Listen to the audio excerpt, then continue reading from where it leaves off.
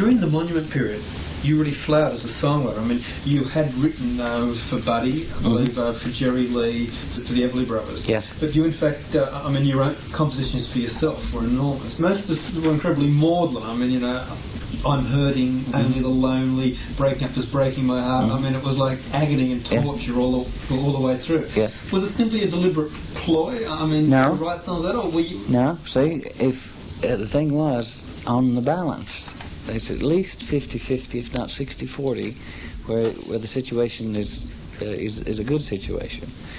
During those Monument days, the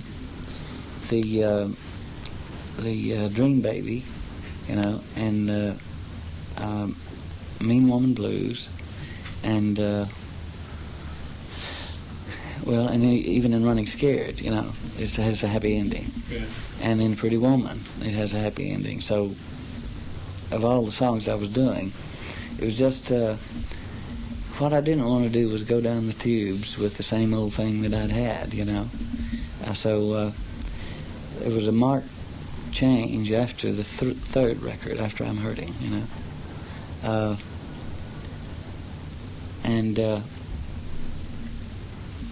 See, in Blue Angel, I Get the Girl, even the second record after with Monument.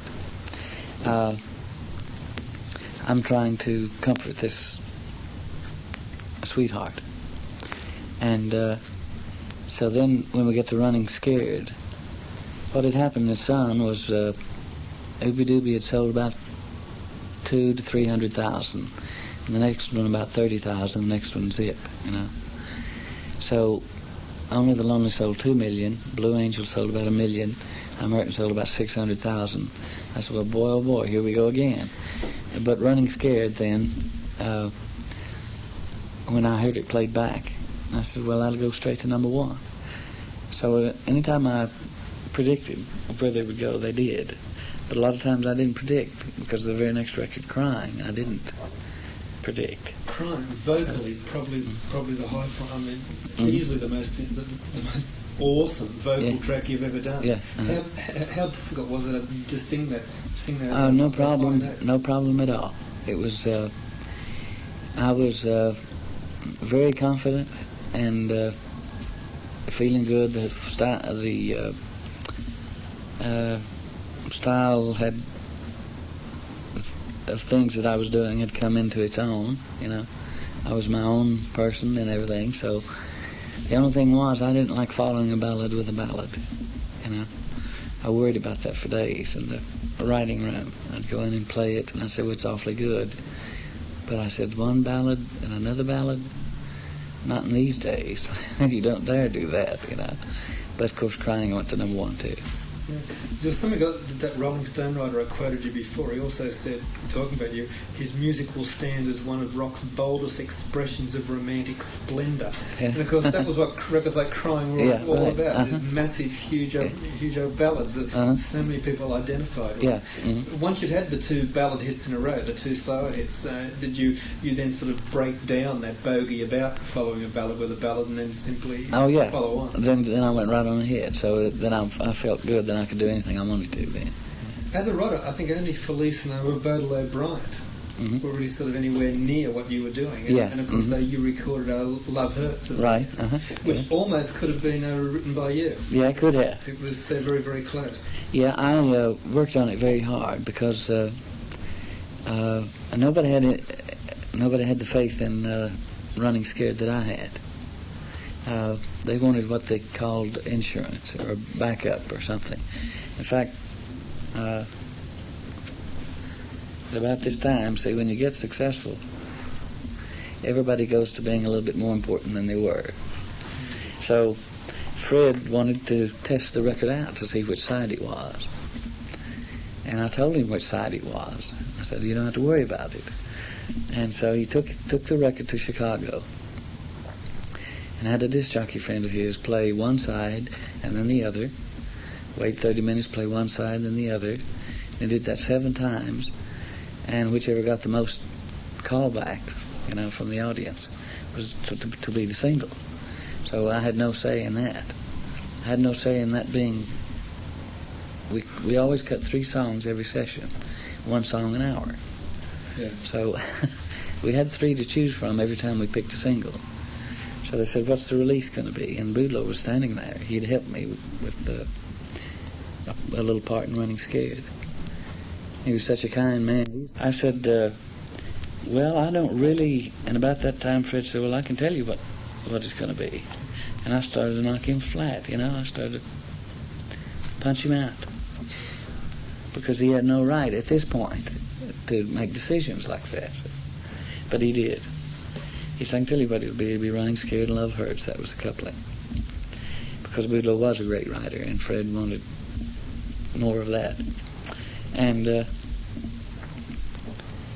so, anyway, he did this thing in Chicago. And, of course, everybody called back for Running Scared. And when they did, then I knew that he knew which side to release, you know, as the A side. And I knew I had to smash. Okay, moving on then from you toured England in 1963, and as legend has it, you toured over. In fact, you were billed over the Beatles, even though you opened the show. That was Yes. your own choice to open. Yes, yeah. What was the relationship? Apparently, you and John Lennon built up a nice sort of sparring relationship on the tour. Was that right? Well, I messed up when the first day I got there. I walked into this little theater, and they had Beatle placards everywhere, life-size, bigger than life. I couldn't believe it. And I said, what's all this crap? I said, what is a Beatle anyway? And John Lennon said, I'm one. You know, he was right behind me, and I felt awful. So I said, okay. Then I told the fellow I was working for, I said, the fellow that booked me, I said, take all those down. So he took them down. And then the boys asked me, could they close the show?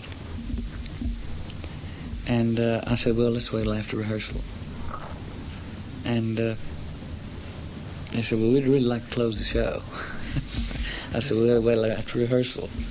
So when I heard the rehearsal, I was doing mostly ballads, because that's what I had at the time. I had Candyman, and Dream Baby, but it was mostly ballads, Only the Lonely, Blue Angel, Running Scared, and Dreams.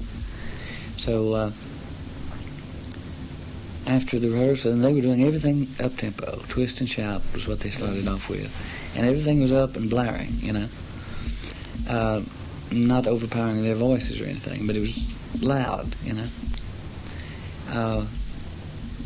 So I, in my mind, waited, and it made better sense that I come on before they do for the program, you know, the evening program. Jerry and the Pacemakers opened the show, and then they came to me after the rehearsal, and I was just teasing then. I said, can we close the show? And I said, I haven't made up my mind. And they said, well, you're making all the money.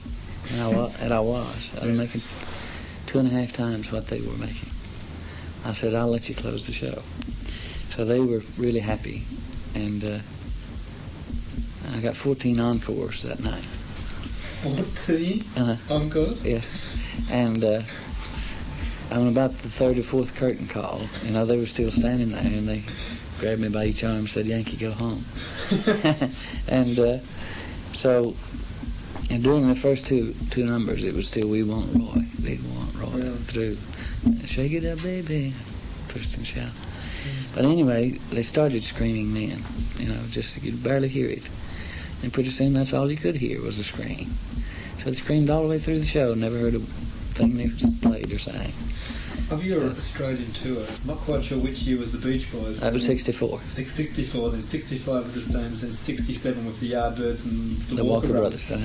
And even though all of them at the time were sort of, you know, teenage scream groups, Mm-hmm. and you were the older man in black, and you started wearing the black glasses by that time, you held your own perfectly in all that company, and in fact, probably in the case of the Stones, in fact, overshadowed them. Yeah. How did you feel about being booked on shows where there were these sort of huge teenage acts, and with the whole scream and hysteria thing? Well, it was sort of a challenge, you know. I felt that it wasn't the right coupling, you know. It wasn't really a good balanced show that way. The Beach Boys Orbison seems a bit odd. Yeah, yeah. It didn't make a lot of sense to me to split things in that many directions.